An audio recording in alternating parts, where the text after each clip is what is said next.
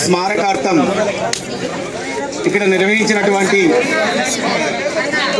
ఈ football tournament నిర్వాహకులకి, వేదిక మీద ఉన్నటువంటి పెద్దలు, గౌరవ మాజీ శాసనసభ్యులు శ్రీ షాజహాన్ బాషా గారికి, వేదిక మీద ఉన్నటువంటి పెద్దలు, పాల్గొన్న మిత్రులు అందరికి కూడా పేరు పేరున విప్లవ జయభీములు. మిత్రులారా,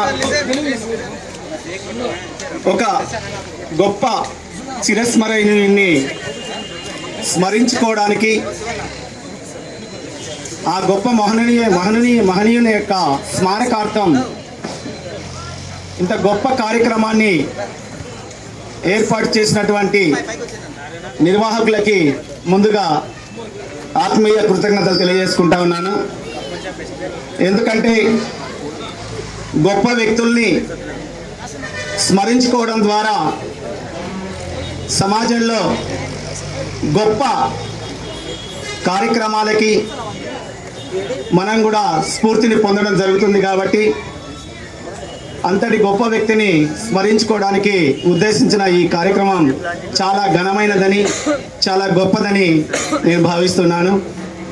మరి ఇంతటి గొప్ప వ్యక్తిని స్మరించుకోవడానికి జరుగుతున్నటువంటి ఈ బృహత్తర కార్యక్రమానికి దక్షిణాది రాష్ట్రాలైనటువంటి 4 రాష్ట్రాల నుంచి క్రీడాకారులు ఇక్కడికి వచ్చినట్లుగా తెలియజేయడం జరిగింది.